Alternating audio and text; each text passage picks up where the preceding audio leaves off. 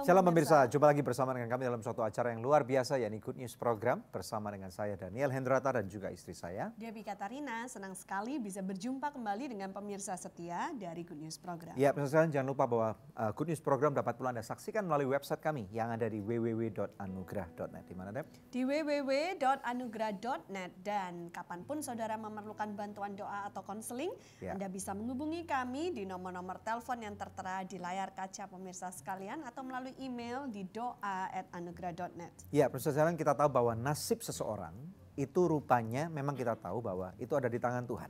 Namun demikian kita tahu bahwa ada orang pula yang berkata bahwa nasib seseorang ada di tangan orang itu pula. Nah, hari ini kita akan belajar dalam suatu topik yang saya percaya bahwa ini pasti akan memberkati Anda, yaitu cara ampuh mengubahkan nasib.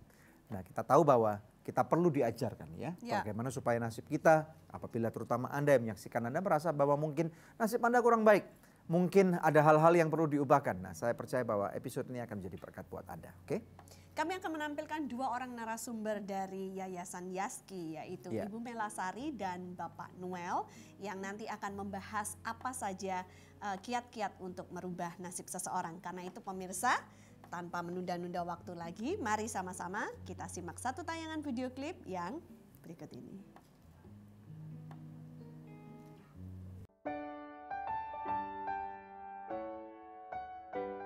Berawal dari sebuah program radio lokal, Yayasan Yaski memiliki misi untuk dapat mengkomunikasikan kabar baik ke seluruh Indonesia. Melalui jalur konseling dan surat yang mereka terima, akhirnya mereka menemukan bahwa ada 3 kebutuhan manusia yang sering kali menjadi pergumulan, yaitu dalam masalah keluarga, ekonomi, serta kesehatan. Yayasan Yaski akhirnya memutuskan untuk membantu serta mengembangkan hamba-hamba Tuhan di daerah dengan membuka wawasan mereka dan menolong mereka untuk berdiri mandiri di atas kaki mereka sendiri. Walaupun menemui tantangan dari segi geografis, namun mereka tetap melewatinya menjangkau mulai dari Mesuji, Riau, Nias, Lampung, Kalimantan, serta tempat-tempat lainnya. Penasaran dengan apa yang Yayasan Yaski lakukan di daerah-daerah tersebut? Saksikan perbincangan selengkapnya hanya di Good News Program. Banyak orang mengatakan, ya semua ini karena Tuhan memberikan nasib saya miskin seperti ini. Tidak juga.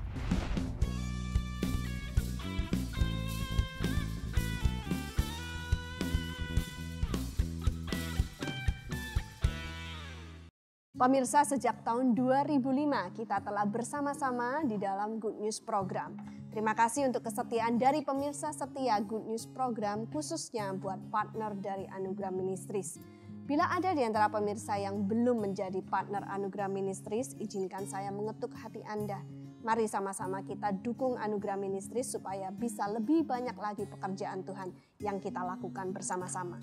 Anda bisa menghubungi kami di nomor telepon yang tertera di layar kaca pemirsa atau memberikan taburan di nomor rekening yang tertera. Pemirsa, kami percaya taburan Anda berada di ladang yang subur dan akan membuahkan banyak hasil bagi pekerjaan Tuhan. Tuhan Yesus memberkati.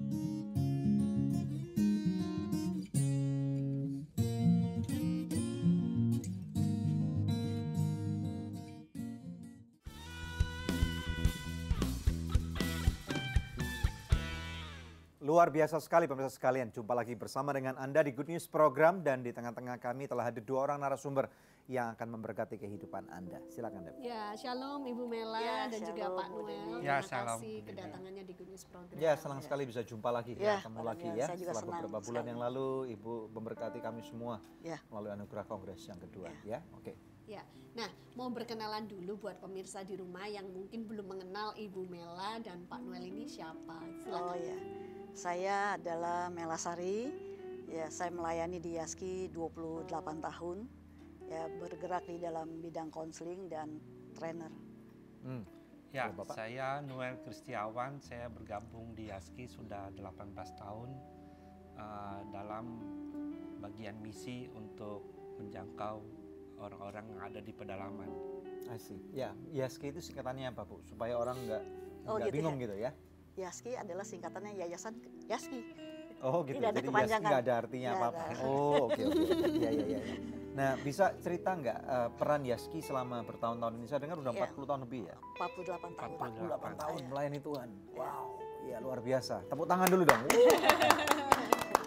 Wow, 48 tahun. Jadi sudah berjalan mungkin 2-3 generasi nih ya? Oh ya.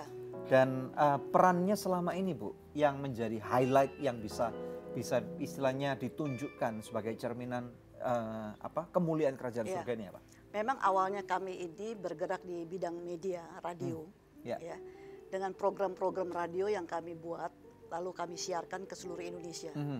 Nah, dari sanalah banyak respon Pak, respon pendengar, dan karena ini adalah seluruh Indonesia, mereka itu menulis surat. Karena kalau zaman sekarang kan ada WA, ada email. Dulu tidak ada, dan sampai saat ini masih kirim surat Pak. Masih berlaku. Masih berlaku. Jadi petugas pos masih berterima kasih sama Yaski karena perangko masih laku. Benar, dan kirim uang itu pakai wesel Pak. Oh wow. Sampai saat ini masih ada, karena pendengar-pendengar kami itu lebih banyak itu di pedalaman sekali Pak. Yang sulit dijangkau. Sampai mencakup kemana saja Bu? Itu ke Kalimantan, ke Riau, dan saya hari Senin besok akan ke Riau Pak dengan Pak Noel bersama tim, dan juga ke Nias, dan kami siap ke daerah-daerah lainnya. Oh gitu, ya. Oke. Nah kalau gitu kita langsung aja masuk ya kepada topik ya. Bu, hari ini kita lagi berbicara tentang topik yang ini sangat penting sekali, mengenai nasib orang Bu. Nasib orang ya. Ya, nasib orang ini kan istilahnya banyak orang di luar sana yang mungkin mereka berkata bahwa kenapa nasib kami jelek gitu. Nah, susah. Ya, Ibu Susah, bisa ini enggak jabarkan secara singkat, kira-kira ada kemungkinan enggak orang yang nasibnya jelek bisa dirubah? Iya. Sebenarnya gini, kalau kita melihat kembali kepada firman Tuhan, tidak ada orang yang miskin Pak. Oh. Tidak ada orang yang miskin, karena Tuhan kan memberkati, itu janji firman Tuhan. Dan juga tidak ada nasib yang jelek Pak. Kalau nasib yang jelek itu berarti sangat kesian sekali ya Tuhan menciptakan manusia ya. Nah sebenarnya peran manusia itu juga ikut andil. Jadi ada peran Tuhan, ada peran manusia. Oh iya, seperti itu ya. Jadi Tuhan ini kan bekerja sama, dan kita menjadi kawan sekerja Allah. Ya. Jadi saya pikir nasib itu ada di tangan kita juga Pak. Banyak orang mengatakan, ya semua ini karena Tuhan memberikan nasib saya miskin seperti ini. Tidak juga seperti itu. Ya. Jadi Tuhan tidak pernah merencanakan keburukan buat kita ciptaannya, anak-anaknya. Ini harus kita ketahui Pak. dulu. Ya, benar Pak, seperti itu. Dan kalau kita mau berkembang dan maju, saya yakin bisa. Contohnya sederhana, ada perumpamaan 5 talenta, 3 talenta, ada 1 talenta Pak. Iya betul. 5 dan 3 itu berkembang, tapi 1 tidak berkembang. Kenapa? Karena dia menganggap ya sudahlah kok ini 1, ya saya masukin saja, dikuburkan di dalam tanah itu kan. Nah seperti itu. Jadi tipe-tipe orang yang ketiga ini pasti ada. Tapi juga ada tipe-tipe yang pertama dan yang kedua juga pasti ada yang ingin mengembangkan. Nah oleh karena itu kami di sini mengajarkan kepada hamba-hamba Tuhan khususnya Pak yang ada di pedalaman.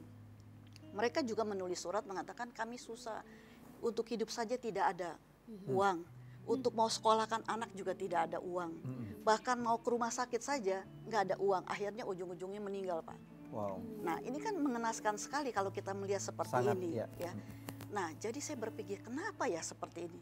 Memang kondisi mereka itu sangat jauh di pedalaman. Kenapa seperti ini? Dan akhirnya saya berpikir kita ini nggak boleh kasih bantuan saja. Kita harus kasih kail. Kasih pancingan Pak, untuk mereka bisa berkembang. Jadi nggak bergantung dengan orang-orang yang ngirim makanan atau uang saja ke mereka. Kalau kita kasih ikan terus nanti lama-lama orang itu jadi malas kan, dia terima terus. Tapi kita kasih kail. Dan saya katakan bahwa mereka ini pasti mampu.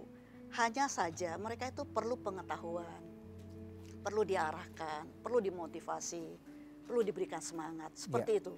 Dan ternyata buktinya bisa Pak. Ya nanti kita bisa melihat videonya ya bagaimana dengan dana yang kecil tapi bisa menghasilkan uang yang cukup besar. Wow, jadi ini bukan ponzi, bukan penipuan uang, tapi bukan. Nanti ini kita bisa dijabarkan. Ya, Oke. Kita akan lanjutkan setelah. Terima kasih, menarik. Wow, oke. Ya pemirsa jangan kemana-mana, hari ini kita akan belajar cara ampuh merubah nasib. Tetap bersama kami hanya di Good News Program. Tidak bergantung pada donatur, tapi dia bergantung kepada kekuatan yang Tuhan berikan talenta yang ada di tangannya dia.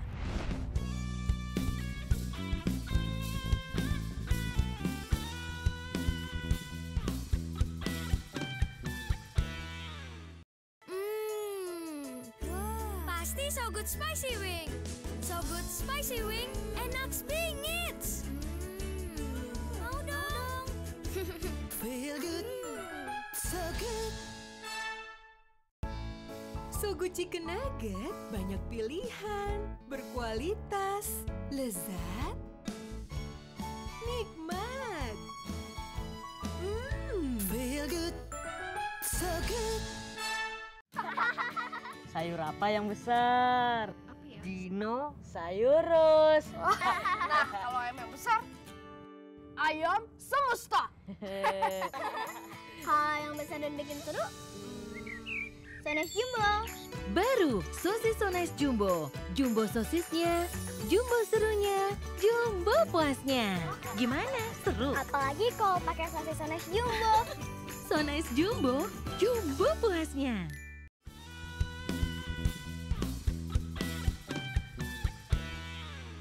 Masih bersama kami dalam Good News Program. Langsung kembali kepada Ibu Mela Sari dan juga Pak Noel. Nah, ternyata Yayasan Yaski ini luas ya jangkauannya dan juga pelayanannya terus berkembang dari pelayanan radio kemudian menjadi apa lagi? Ya, kalau boleh saya jelaskan di pelayanan radio kami ini sangat luas untuk menjangkau orang-orang dimanapun mereka berada. Karena kalau di pelosok itu kan belum tentu ada pemancar radio yang bisa menjangkau tempat mereka. Jadi kami ada program namanya audio gospel, ada audio Bible, ada messenger gitu ya. Seperti contoh yang ada depan kita ini bentuknya radio memang, cuman kita ada Cardnya. ada memory cardnya yang kita sudah isi dengan program-program rohani. Jadi ini bukan cuman sekedar radio transistor biasa seperti zaman dulu ya? Ya, jadi ini juga untuk membantu hamba Tuhan juga untuk pemberitaan Injil. Jadi juga banyak juga hamba Tuhan yang terbantukan karena ini juga jadi bahan mereka untuk khotbah di gereja. Jadi di sini ada renungan, ada pengajaran, ada lagu-lagu rohani dalam setiap 30 menit. Jadi dalam memory card ini ada sekitar 30 program. Jadi mereka dengarkan bersama dengan jemaat seperti kelompok PA begitu, Pak Daniel dan Bu Debbie. Jadi mereka dengarkan minimal seminggu sekali berkelompok. Jadi mereka memberi masukan apa yang mereka sudah dapatkan melalui pengajaran atau renungan ini. Dan ini juga ada messenger, ini ada Alkitab, tapi kami baru memasukkannya dalam perjanjian baru. Nanti ke depan dari perjanjian lama sampai perjanjian baru lengkap, ada bahasa Indonesia, ada bahasa Inggris. Nah ini juga akan sangat membantu orang yang tidak bisa baca tulis, nggak bisa baca Alkitab, karena Alkitab pun belum tentu mereka punya. Tuh, jadi dari Injil Matius sampai Wahyu, mereka bisa dengarkan di sini.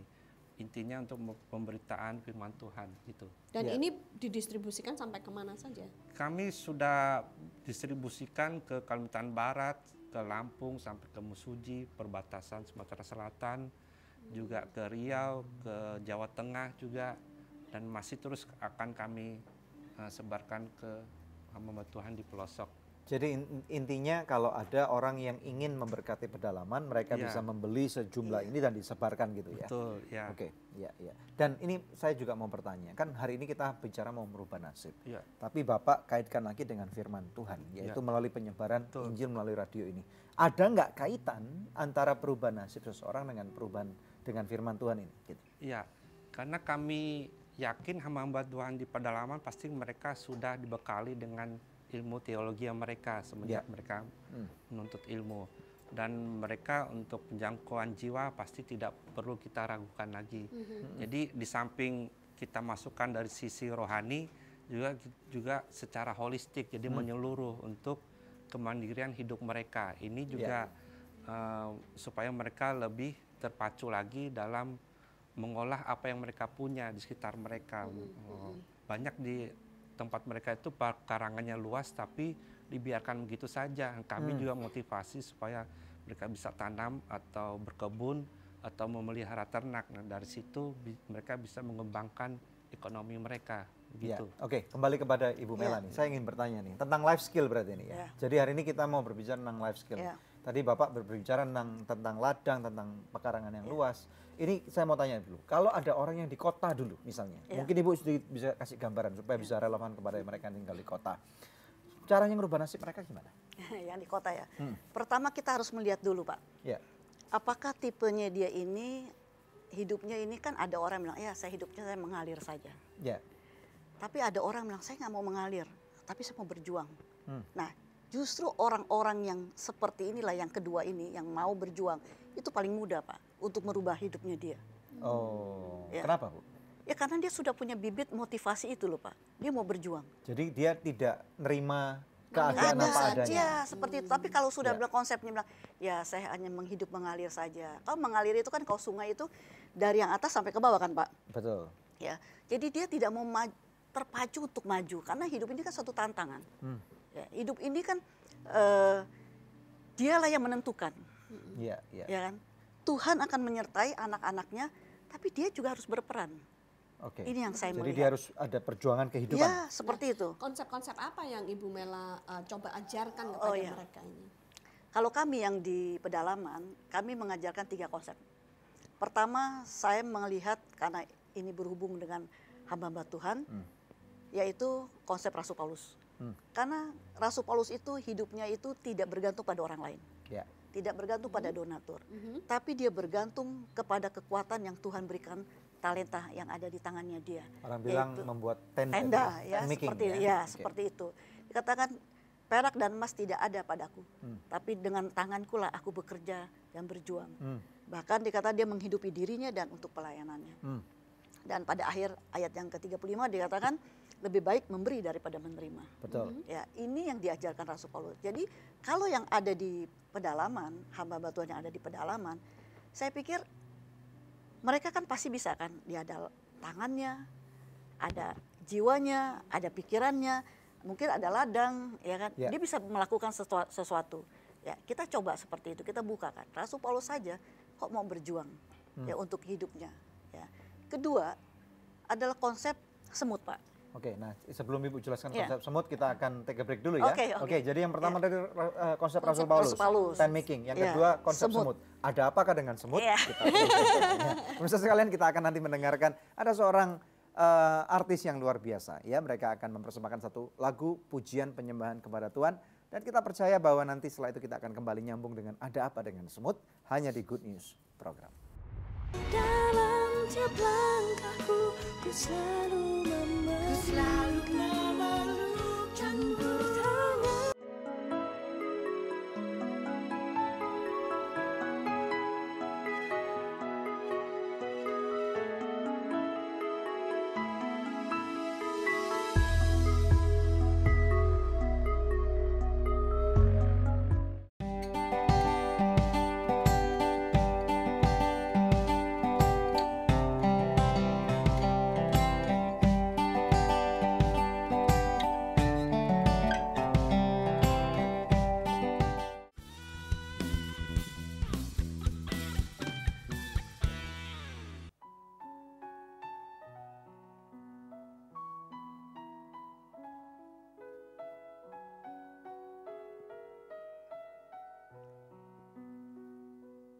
Ku hanya kepanjangan tangan-Mu Tuhan. Ku hanya kepanjangan tangan-Mu Tuhan. Pakailah aku surut kehendak-Mu. Biarlah karya-Mu nyata melalui aku. Ku hanya kepanjangan tangan-Mu Tuhan. Ku hanya kepanjangan tangan-Mu Tuhan. Pakailah aku seturut rencana-Mu. Biarlah nama-Mu Tuhan ditinggikan. Campur tangan-Mu itu yang ku perlu. Dalam tiap langkahku, ku selalu memerlukan-Mu. Campur tangan-Mu itu yang ku perlu.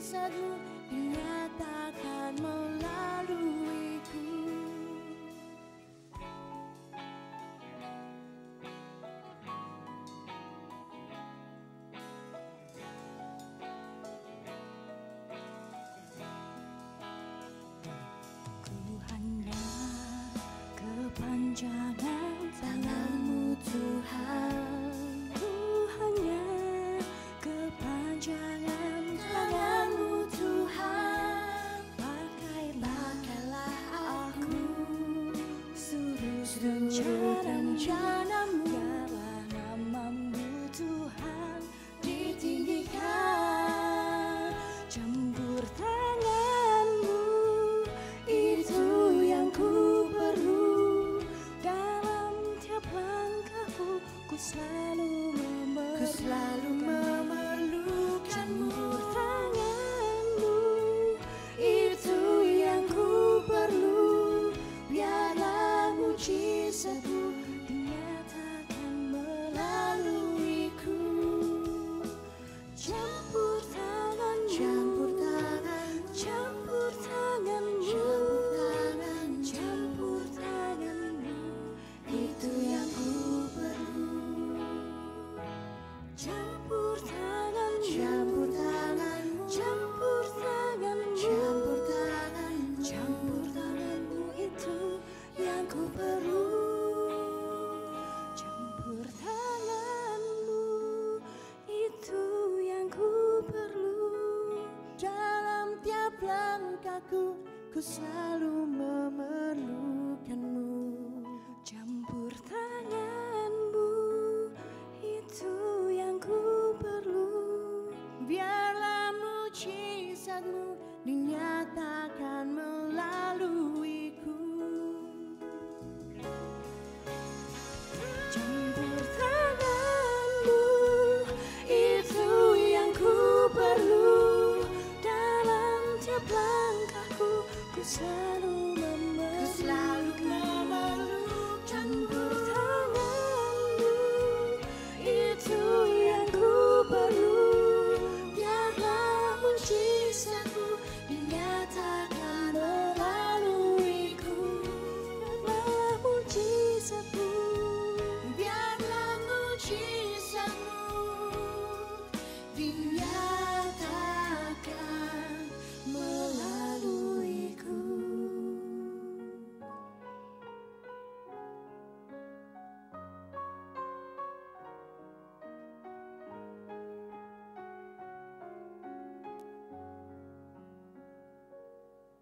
Luar biasa. Luar biasa. Oke. Yuanita dan Yudit. Silakan duduk. Silakan duduk. Ya, selamat datang di Good News Program. Wow, perpaduannya asik. Iya, iya, iya. Suara kamu saya tertarik sekali dengan suaranya Yudit ya. Kamu badannya besar banget, saya kira suaranya bakal kayak Pavarotti gitu ya. Tetapi suara kamu melengking tinggi banget. Bisa cerita sedikit nggak tentang warna suara kamu ini? Ya, jadi kalau di vokal saya itu timbrenya countertenor. Jadi countertenor itu memang range-nya di range register wanita, tapi memang karena saya cowok jadi tetap dimasukin di tenor. Kalau kamu ngomong sama orang di telepon gitu, orang bisa keliru. Oh, sering banget. Banyak. Manggil saya Bu, Mbak, Tante lah, siapa lah macam-macam. Iya, iya, iya, iya. Oke, menarik ya. Oke. Nah, bisa diceritakan nggak Yuanita bisa ketemu sama Yudit itu gimana sampai akhirnya bisa Berduet. menjadi ya pasangan menyanyi? Jadi Yudit ini jadi teman kuliah waktu kuliah musik di Stigmi. Oke. Jadi emang kita udah kenal sebelumnya pas waktu kuliah. Cuman pas mulai pembuatan album ini, jadi pada saat itu saya bergumul. Jadi kan saya main piano, ngajar ya. Jadi nggak kepikiran mau bikin album kayak gitu sebenarnya. Sampai pas ada panggilan Tuhan, wah ini mesti bikin album. Terus saya doa nih sama siapa nih gitu. Terus yang ini Yudit yang keluar dari hasil doa itu. Terus kita ketemu lagi akhirnya bareng. Jadi saya sebagai songwriter, Yudit arranger untuk. Bisa diceritakan seputar pembuatan album kalian ini? Ini sebenarnya yang lagu yang kita nyanyiin tadi itu satu-satunya dalam album itu yang kita nyanyi berdua. Jadi ada something spesial dari penulisan lagu. Jadi pada saat penulisan lagu itu sebenarnya inspirasinya tuh benar-benar kayak Tuhan kasih inspirasi gitu. Jadi saya lewat mimpi. Jadi pada saat mengerjakan album itu saya sakit. Tiba-tiba saya mimpiin tuh dokter saya itu tadi yang pas sakit tadi memiliki suatu kerinduan untuk menjadi kepanjangan tangan Tuhan menyembuhkan pasien. Terus hanya campur tangan Tuhan yang dia perlukan. Setelah itu, wah penasaran, saya konfirmasi ke dokternya, apa betul ini seperti ini, bla bla bla.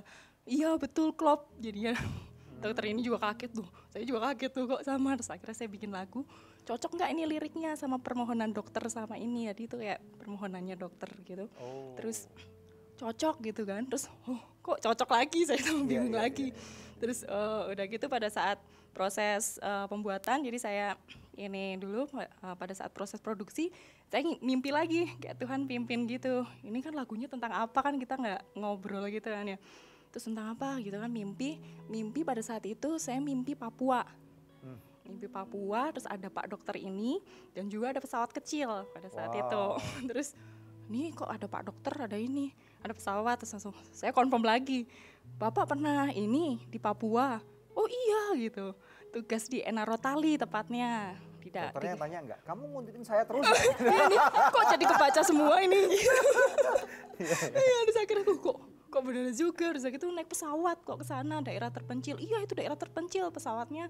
Itu tuh yang 4 penumpang termasuk pilot itu 4-nya. Terus kok cocok gitu. Oh berarti ini lagunya nih yang kemarin saya bikin nih nyeritain ini ya pergumulannya dokter. Jadi ternyata memang betul beliau di daerah terpencil dan memang ngambil profesi dokter itu karena pengen bener-bener karya Tuhan itu nyata dalam kehidupan manusia karena memang manusia ciptaan Tuhan. Oh gitu. Terus kok nyambung sama saya juga, jadi saya karya Tuhan nyata melalui aku. Kok sama juga ini lagunya ini bener-bener kayak Tuhan pimpin. Benar-benar melalui satu hal yang unlogic gitu. Jadi di album Terang Kasih-Mu ini lagu-lagunya karangan dari Yunita. Iya, ada satu lagu Yudit. Jadi 9 lagu saya, 1 lagu Yudit. Nah ini saya banyak bertanya kepada orang yang mampir ke Good News Program. Apalagi Yudit banyak berkecimpung di dunia sekuler. Apa perbedaan yang kamu lihat antara musik sekuler dan sekarang musik rohani kita nih pada zaman-zaman sekarang? Jujur sebenarnya waktu Mbak Ita ngajak saya join itu saya agak bingung, terus ini ambil apa enggak ya gitu kan, karena saya nggak banyak mengerjakan lagu untuk rohani dan segala macam. Sampai akhirnya waktu pas proses produksi musiknya saya nggak banyak ngobrol sama Mbak Ita, pokoknya saya coba untuk doakan lagunya. Saya dapat gambaran, Mbak lagu ini ceritanya begini, lagu ini ceritanya begini gitu kan. Terus Mbak Ita confirm ya Dit bener gitu kan. Lalu saya coba bikin aransemennya sesimpel mungkin, sesederhana mungkin. Yang saya kaget adalah ketika peluncuran lagu yang pertama dari album itu. Itu judulnya Bapa Engkau Cukup Bagiku. Saya biasanya kalau rilis video di YouTube paling cepat dapat viewers itu sekitar 5.000 mungkin dalam 1 minggu. Wow. Itu dalam 1 malam tiba-tiba penontonnya udah 2.000, saya bingung. Ini pakai magic atau gimana gitu loh. Saya lumayan kaget, makanya banyak hal yang kayak nggak mungkin tapi terjadi. Yang lebih nggak mungkin lagi sebenarnya yang lagu saya ciptakan. Saya dulu pernah punya keinginan untuk untuk bikin satu lagu dinyanyikan sama satu sinden, namanya Seruti Respati. Gak pernah dapat orang itu, gak tahu jadwalnya sibuk banget, padat banget. Tiba-tiba Mbak Ita bilang, Dit gimana kalau lagu lo yang nyanyi Seruti Respati? Dia mau Mbak, coba aja dulu. Dan ternyata tiba-tiba dia datang orangnya ke studio, saya kaget. Kok bisa? Saya nyari itu udah bertahun-tahun gak dapet. Itu yang saya ngerasain, makanya kayak oke lah, saya gak bisa mikir ngerjain album ini, jadi benar-benar saya ikutin pakai hati aja. Ya, jadi yang kamu lihat perbandingan dengan musik sekuler, musik-musik kita ini seperti apa?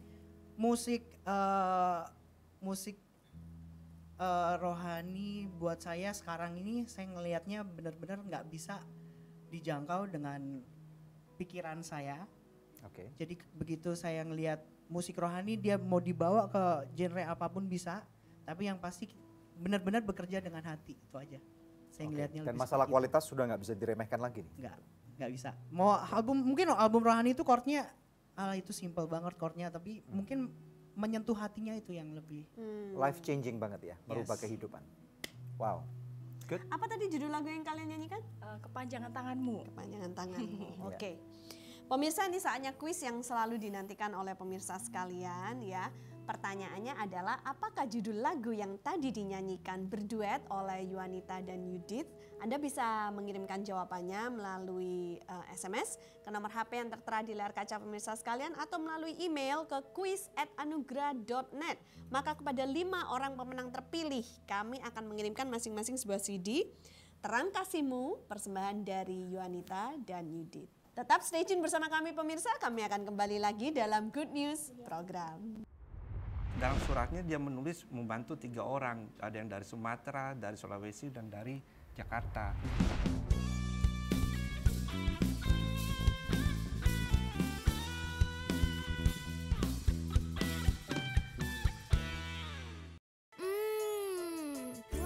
Pasti So Good Spicy Wing.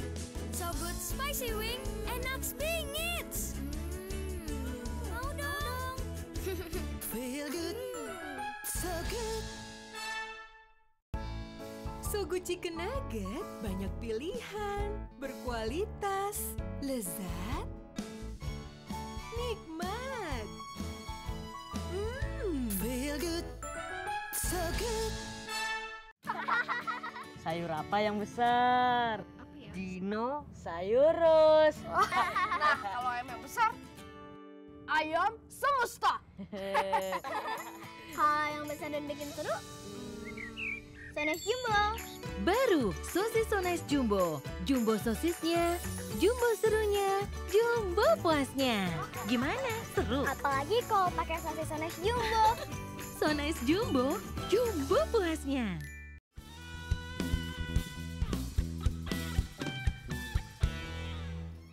Anda masih bersama kami dalam Good News Program Cara Ampuh Merubah Nasib. Kita langsung kembali kepada narasumber kita. Nah, Ibu Mela tadi sudah menjelaskan tentang konsep yang pertama, yaitu konsep Rasul Paulus nih ya, kalau mau merubah nasib. Kemudian konsep-konsep apa lagi Bu yang lain? Iya, tadi saya sudah katakan konsep semut. Oh iya, ada apa dengan semut? Ada apa dengan semut? Kita tanyakan nih kepada ibunya semut. Ya, memang di Alkitab kan sudah ada bahwa kita harus belajar dari semut. Ya. Kalau kita perhatikan semut itu binatang yang kecil sekali, ya. Dan kemudian diremehkan ya Bu ya. Kadang-kadang Seringkali diinjek orang. Nah, gitu ya. Nah, kita melihat kalau semut itu kalau berjalan Pak, itu selalu pas-pasan seperti berciuman. Seperti berciuman. Menundukkan seperti itu ya. apa? Sama-sama ya kepala gitu. ketemu kepala gitu seperti ya. itu ya, terus baru jalan lagi terus seperti itu.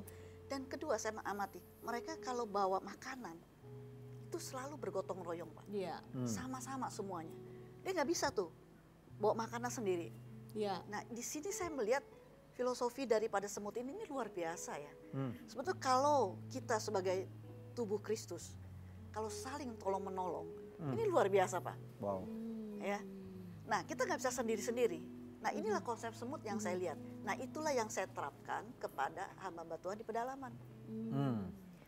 Saya katakan gini, jemaat mereka juga ekonominya kan juga terbatas kan, ekonomi yang dibawa. Coba mereka ini iurannya itu satu hari Rp1.000 Pak. Kenapa Rp1.000? Kalau di sini kan uang di sini kan di Jakarta tidak berarti lah Rp1.000 ini. Ya.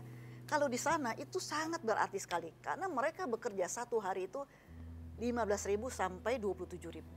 Ya. Nah, jadi kita ambillah 1.000 ini. Kita kumpulkan dalam satu minggu, itu kurang lebih 7.000. Betul. Kalau dia ada 30 orang, ya kali saja 210.000. 210.000. Dan itu bisa dibelikan ayam. Atau itik. Ya, atau dia membeli bibit. Ya. Jadi saya pikir itu sederhana sekali. Nah, kalau ayam yang masih hidup gitu Bu? Iya, beli ayam yang masih hidup. Itu kalau misalkan 200 mungkin ada 4 ayam. Ya, 4 ayam. Nah, ini bisa dikembangkan. Nah, nanti minggu depan lagi 4 ayam lagi, Pak. Minggu depan lagi 4 ayam lagi kita beli. Jadi bisa diberikan kepada mereka yang mungkin yang sudah menabung itu kan, yang semacam arisan gitu ya. Seperti itu. Gitu. Nah, jadi ini yang kita lihat ini kan sederhana. Jadi uang bersama-sama ya untuk sama-sama. Dan ini menumbuhkan kebersamaan. Dan nanti itu pada waktu beli tentunya bukan untuk dimasak tapi untuk diternakan. Oh iya, diternakan. Nah, nanti dalam berapa kurun waktu itu kan bisa berkembang. Kurang lebih 6 bulan, Pak. Itu ayam itu bisa 70 ekor, Pak. Wow. Itu yang terjadi di Lampung ya. Ya, Lampung. Di Lampung. Itu dalam waktu 8 bulan, 7 bulan itu 100 ekor. Mulainya berapa awalnya? Dia beli 4 ekor. 4 ekor. Iya, seperti itu. Ya, kalau bagaimana dengan poin yang ketiga, Bu? Ya. Poin ketiga adalah konsep yang kuat harus menolong yang lemah. Caranya bagaimana? Kalau mereka sudah berhasil, mereka nggak boleh diam-diam saja. Oh, jadi ini dari yang kedua nyambung ketiga. Iya. Oke. Jadi kalau mereka berhasil, mereka harus menolong orang lain lagi. Jadi saya katakan kalau mereka 1 orang yang sudah berhasil ini, 3 saja mereka menolong orang. Ya, ini kan berkelipatan Pak. Ini sekarang ini sudah menjadi sel yang terus berkembang. Jadi 3 orang yang berhasil mencoba. Jadi misalkan ada satu orang yang berhasil harus membantu 3 orang. Membantu 3 orang, ya. Oke. Jadi saya melihat seperti ini contoh misalkan, kalau saya membantu 100 orang, ya 100 orang ini mereka harus menolong 1 orang itu 3 orang. Berarti kan berapa? 300 kan? 300 belum sama orangnya ini kan 400. Ya. 400 lagi menolong lagi 3 orang lagi. Wow. Itu berarti 1.200. Ya, iya. Itu berkelipatan. Perlipatannya dan, ya. Ini menjadi seperti sel yang berkembang terus. Betul. Jadi kita juga yang membantunya kan sukacita, Pak. Jadi semestinya apa yang Ibu sampaikan ini tanpa memerlukan bantuan dari pihak luar, sudah bisa membantu dengan cara arisan istilahnya tadi. arisan self-sufficient tadi ini ya. Benar.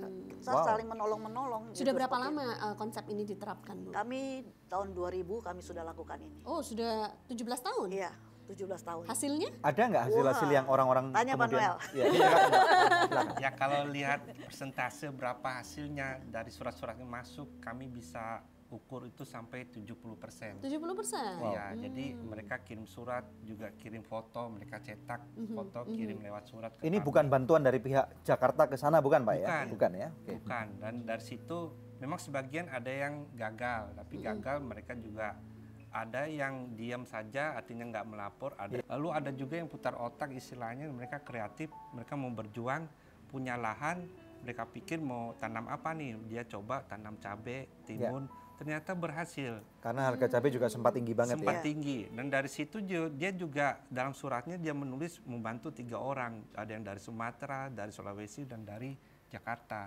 Jadi ada yang dia kenal dan orang juga tertarik, kok kamu bisa, ini konsep dari mana, dijelaskanlah dari kami. Akhirnya dia juga memberi bibit ke 3 orang ini. Bibit cabai? Bibit cabai dan timun. Gitu. Jadi ngajarin teman-temannya yang lain. Jadi istilahnya ini menjadi berkat, diberkati untuk menjadi berkat buat orang lain. Dan luar biasa. Syukurnya puji Tuhan dia tidak perlu repot-repot menjual ke pasar. Ternyata ada orang yang datang bersedia untuk mengambil setiap panen diambil. Lalu ini di daerah mana tepatnya? Kalimantan Barat. Kalimantan Barat di daerah apa? Di daerah Kabupaten Landak. Wow. Kabupaten Landak. Nah, selama 17 tahun sudah diterapkan, ini berapa tingkat keberhasilannya? Bisa kita katakan sampai 70%. Dari sekitar 20.000 hamba Tuhan di seluruh Indonesia. Wow, jadi 14.000 keluarga seluruh Indonesia ini sudah upgrade gara-gara menerapkan konsep ini ya? Iya, jadi di kantor kami itu banyak surat-surat kami terima itu menceritakan keberhasilan mereka, bagaimana mereka juga bantu yang lain, mereka juga kirim foto apa yang sudah mereka ternak atau berkebun atau bertani itu. Jadi kami lengkap itu sampai berpuluh-puluh map seperti itu. Kami dokumentasikan dan kami juga kasih tahu, beritahu ke para donatur juga, karena kami juga siaran di radio dan mereka terus bergerak untuk mendukung pelayanan ini.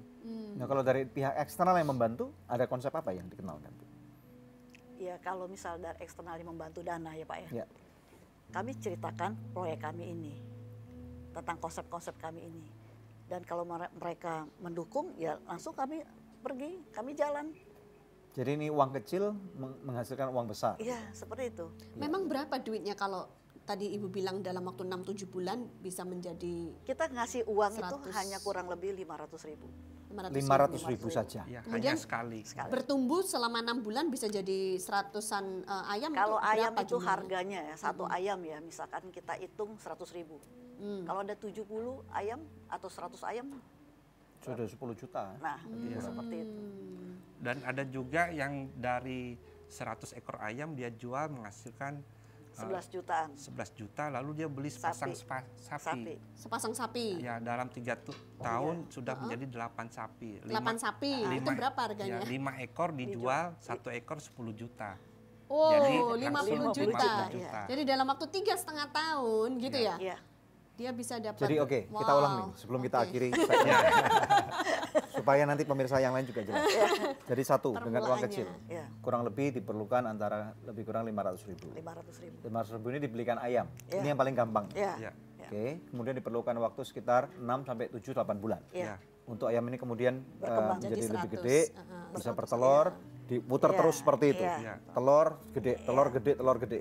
Nanti mereka bisa jual, mereka bisa jual, beli sapi. Dan selain itu mereka juga harus bagi juga kepada yang lain. Dan sebagian disisihkan untuk juga menolong keluarga lain yang masih miskin.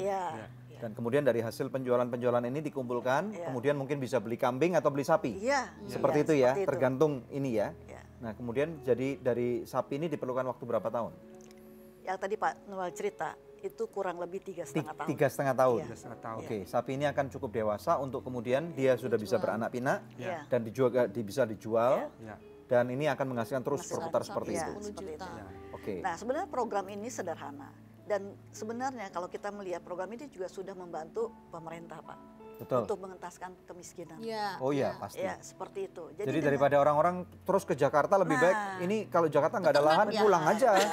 Jadi gini Pak. Balik aja ke kampung. Benar. Yang saya melihat ya di daerah, anak-anak muda itu tidak ada Pak. Yang ada orang tua dan anak-anak.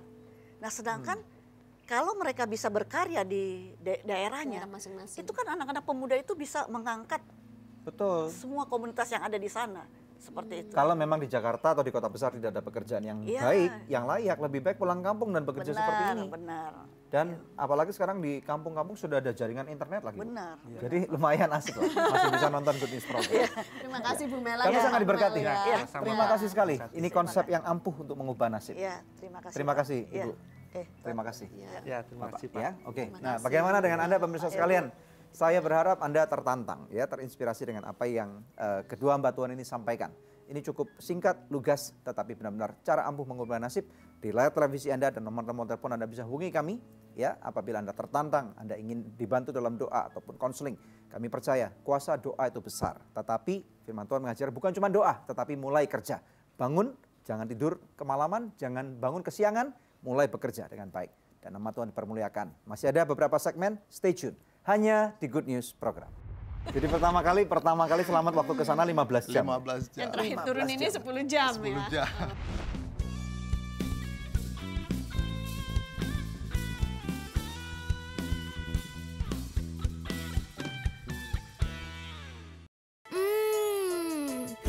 Pasti So Good Spicy Wing. So Good Spicy Wing, enak bingit. Mau dong. Feel good, so good. So Good Chicken Nugget banyak pilihan, berkualitas, lezat, nikmat. Feel good, so good. Sayur apa yang besar? Dinosaurus. Nah, kalau ayam yang besar, ayam semesta. Kalau yang besar dan bikin seru, Sones Jumbo. Baru sosis Sones Jumbo. Jumbo sosisnya, jumbo serunya, jumbo puasnya. Gimana? Seru? Apalagi kalau pakai sosis Sones Jumbo. Sones Jumbo, jumbo puasnya.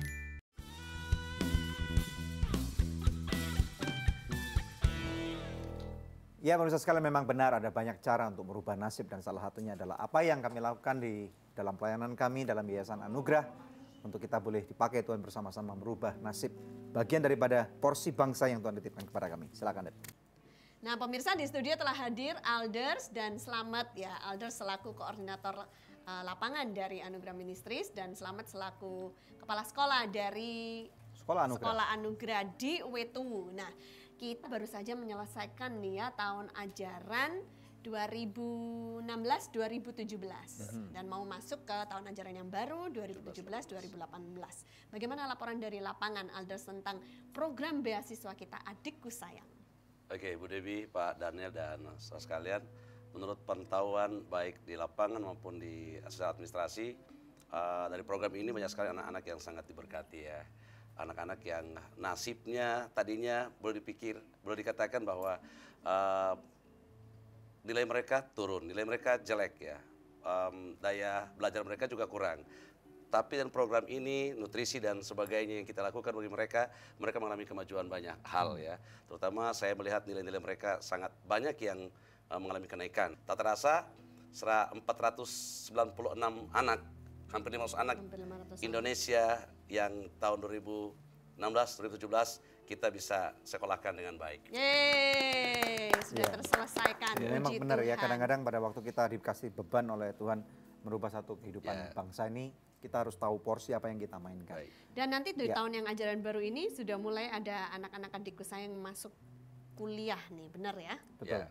Tahun ini 2016-2017 ini baru satu ya yang lulus, dan barangkali ini menjadi buah sejarah ya. Buah sulung dari program Adikku Sayang untuk dikuliahkan oleh Anugerah Ministries. Laporan dari Wetuwu bagaimana? Selamat perkembangannya di sana.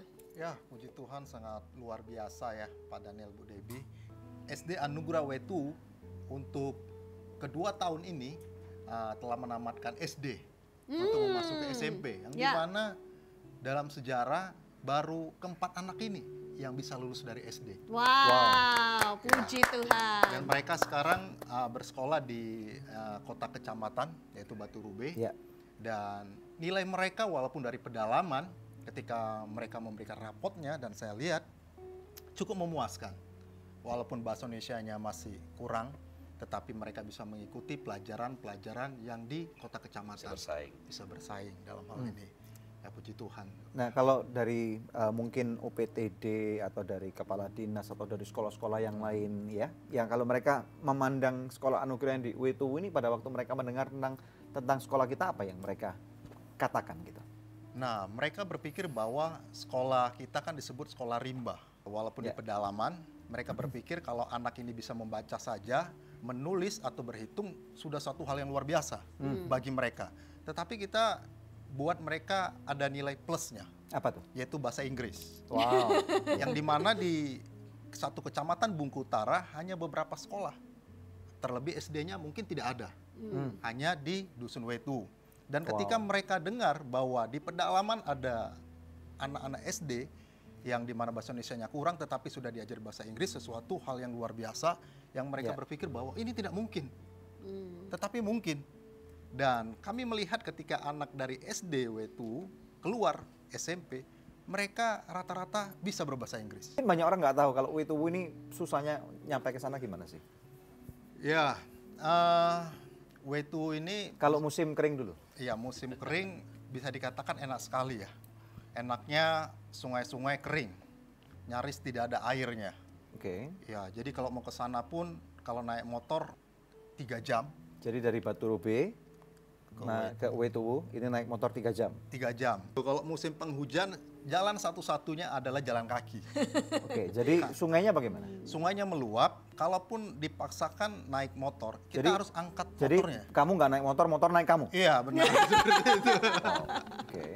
Dan ini perlu waktu dari Batu Rube kota kecamatan itu sampai ke atas Wetuwu perlu waktu berapa lama? Jadi kalau pengalaman saya, karena saya tidak seprofesional ojek-ojek yang di sana, itu memakan waktu sampai 7 jam. 7 jam? Kalau musim hujan? Kalau musim hujan. Kalau jalan? Kalau jalan, seperti yang kami lakukan, karena saya sudah bisa dikatakan tidak terlalu sering jalan, tapi jalanlah. Dari 15 jam turun 10 jam lah. Jadi pertama kali selamat waktu ke sana 15 jam. 15 jam. Yang terakhir turun ini 10 jam 10 ya. jam. Dan sekarang 10 jam. Oke, well, terima kasih atas pengabdian kalian. Berdoa supaya program Adikku Sayang terus bisa dipakai Tuhan untuk membawa kemajuan bagi sekelumit daripada atau sebuah anak bangsa yang Tuhan titipkan kepada pelayanan kita. Dan juga tentunya terima kasih kepada setiap sponsor yang sudah memberikan bantuan menjadi perpanjangan tangan Tuhan. Terima kasih. Sebelum kita break sejenak pemirsa, ada doa yang sudah terjawab dari seorang pemirsa di Pangkal Pinang. Setelah kami doakan, dia mengirimkan SMS kembali dan berkata, "Puji Tuhan atas bantuan doanya saya bisa melahirkan normal walaupun ada mium dan sudah menginjak usia 39 tahun. Terima kasih atas dukungan doanya, Tuhan memberkati Ibu." Nah, masih adakah di antara pemirsa yang memerlukan bantuan doa atau konseling? Anda bisa menghubungi kami di nomor-nomor telepon yang tertera di layar kaca pemirsa sekalian atau melalui email di doa@anugerah.net. Karena tim konseling dan doa kami siap untuk membantu Anda. Tetap bersama kami pemirsa, kami akan kembali lagi dalam Good News program. Hari yang ketiga, Tuhan Yesus bangkit daripada kematian untuk memberikan kepada kita kehidupan yang baru.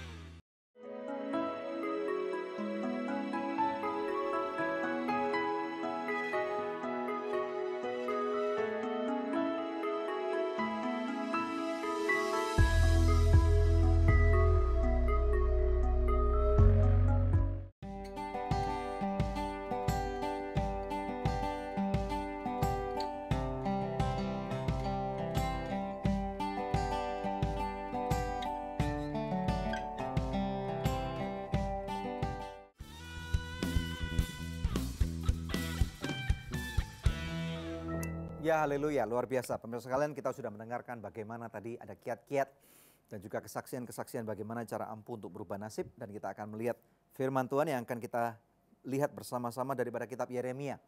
Kita buka bersama-sama kitab Yeremia pasal ke-29 daripada ayat yang keempat sampai dengan ayat yang ke-7. Firman Tuhan berkata, ayat 4, beginilah firman Tuhan semesta alam, Allah Israel kepada semua orang buangan yang diangkut ke dalam pembuangan dari Yerusalem ke Babel. Dirikanlah rumah untuk kamu diami, buatlah kebun untuk kamu nikmati hasilnya. Ayat 6, ambillah istri untuk memperanakkan anak laki-laki dan perempuan. Ambilkanlah istri bagi anakmu laki-laki dan carikanlah suami bagi anakmu perempuan, supaya mereka melahirkan anak laki-laki dan perempuan, agar di sana kamu bertambah banyak dan jangan berkurang. Ayat 7, ini penting sekali. Usahakanlah kesejahteraan kota kemana kamu aku buang, dan berdoalah untuk kota itu kepada Tuhan, sebab kesejahteraannya adalah kesejahteraanmu. Nah, tahukah Anda bahwa sebagai Bapa yang baik, sebagai perancang yang agung, tidak mungkin Tuhan sebenarnya merancangkan nasib yang buruk kepada manusia. Ada amin nggak? Ya.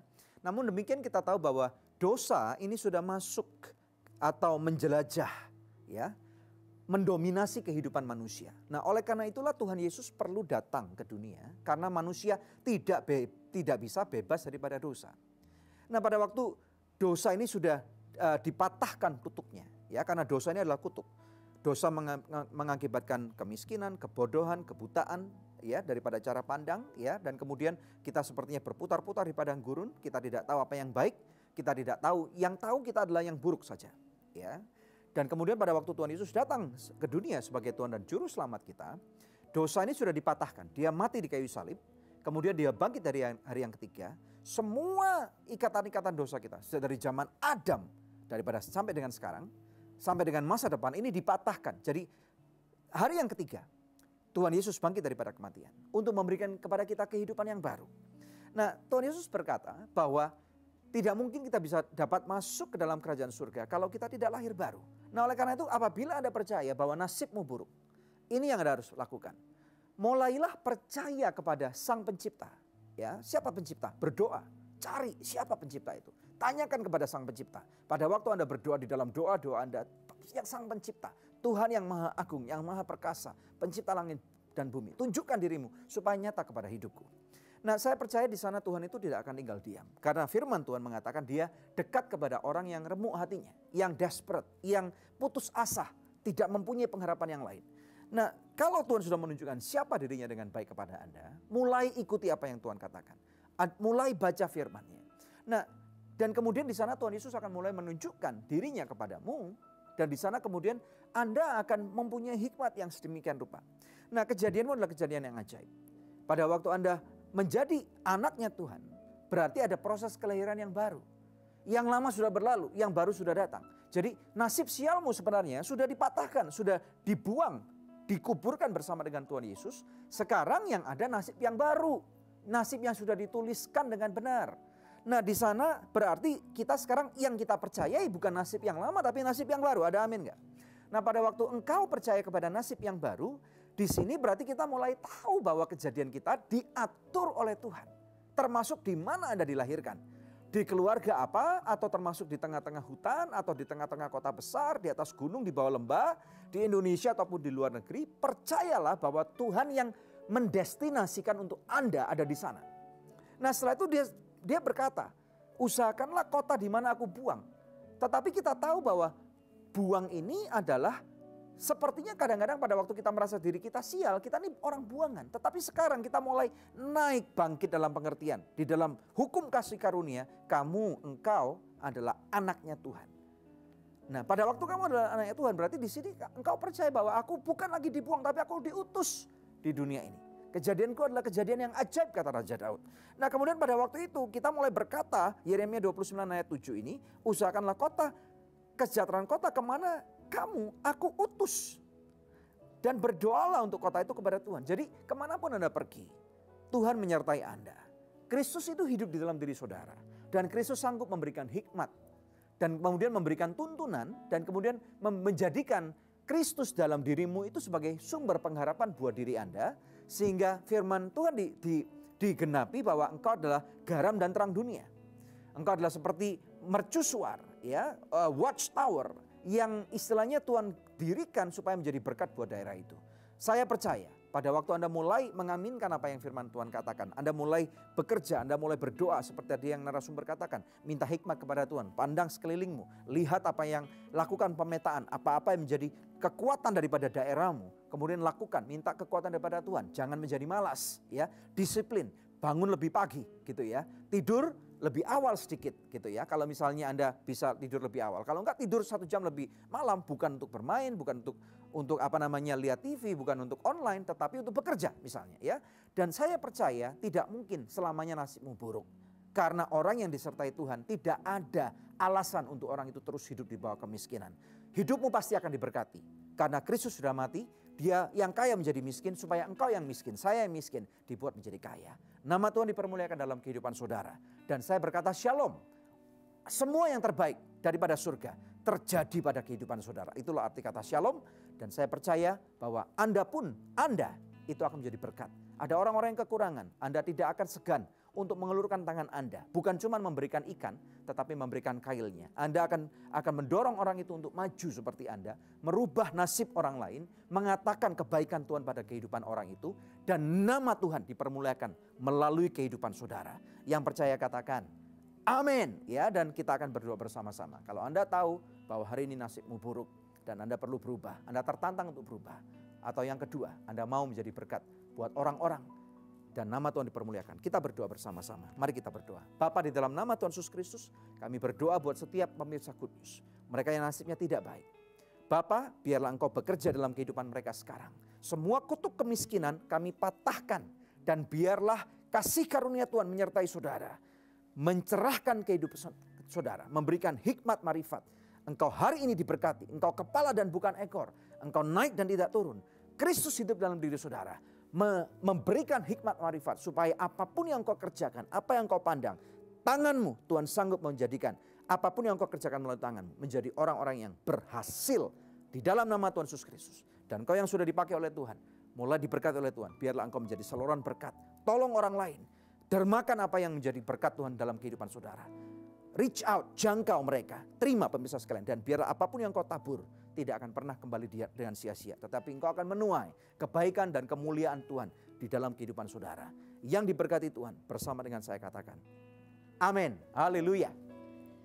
Pemirsa, satu tayangan yang luar biasa telah kita lalui bersama. Kami berharap Anda diberkati. Dan kami percaya kehidupan kita semua pasti akan dirubahkan oleh Tuhan Yesus. Saudara, tiba saatnya untuk kami pamit undur dari hadapan pemirsa. Hanya untuk berjumpa kembali di pekan yang akan datang di hari, jam, dan stasiun televisi yang sama. Saya Debbie Katarina bersama dengan suami saya Daniel Hendrata. Dan jangan lupa untuk cek di website kami dan juga ke Facebook daripada Anugerah Ministries. Karena kami sering mengadakan Facebook Live. Terima kasih. Tuhan Yesus memberkati.